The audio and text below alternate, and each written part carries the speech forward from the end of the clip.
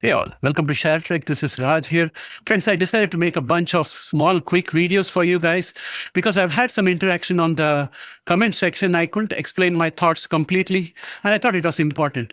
What you're looking at here is the price chart for Palantir. Each of this candle is a one-day candle. So what I'm going to do is quickly lay out what I think are going to be the support and resistance levels for this particular stock.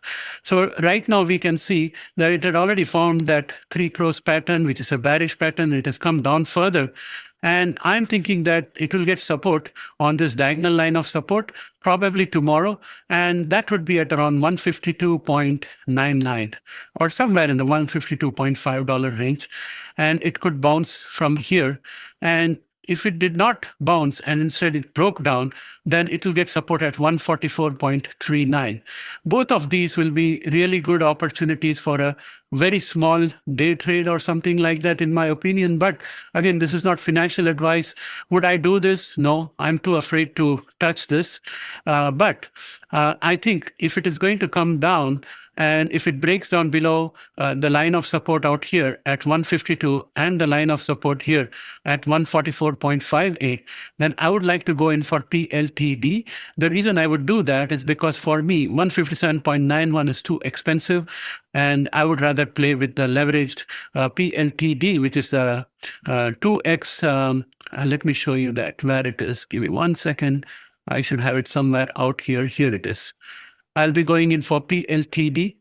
It's the Direction Daily Palantir Bear 1x shares. So this is one option. And yeah, the other options would be to, sell calls if you already have the stock, want to keep it for the long period of time. So that's what I wanted to talk about Palantir. And we had our earlier targets, they're all met. So I'm going to clean up this chart a little bit before we go.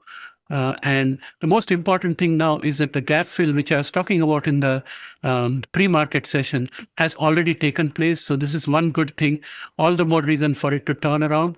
Then let me remove all these minor lines from here so that we have a clean chart.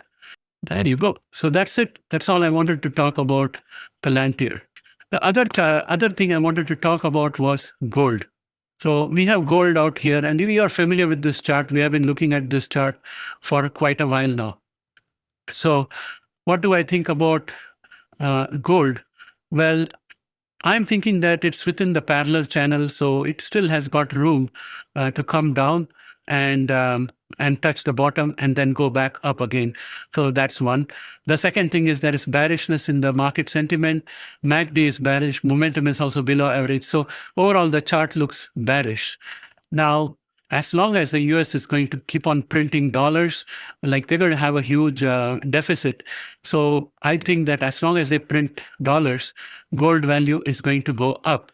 Also, as long as there are geopolitical issues, gold value will always go up. The thing about gold is that it doesn't go up because the yields have gone up. It goes up when the purchasing power of the dollar goes down.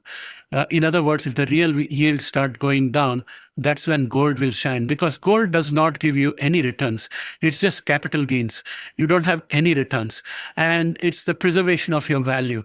So if you can put the same money somewhere else and get a return which is higher than the inflation, then gold is not attractive. So we have to watch for those. Right now, it's very murky. The outlook is not very clear. We don't know whether we're going to get into stagflation. We don't know if Powell is going to cut interest rates.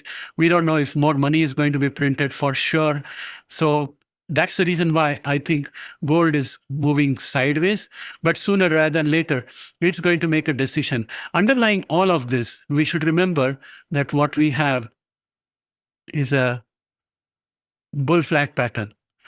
Bull flags typically break out on the upside. The probability of breaking out on the upside is higher than the probability of breaking out on the downside. Let me remove all the previous targets that we had set up, which did not happen. So one of the other things that we have to keep in mind is that we have a topping tail out here. This topping tail has not been taken off. So the topping tail generally tends to be a bearish signal. And right now it's a predominant bearish signal out there. So on the positive side, on the bullish side, we have this bull flag, and our our higher lows have stayed further away from the lower side of the bull flag. So that's also another positive. But the negative is that we have not yet been able to break above the top of this topping tail. Unless we do that, we're going to have a bearish overhang on top of it. You take that bearish overhang, add that to the bearish sentiment in the market and bearish MACD and low momentum.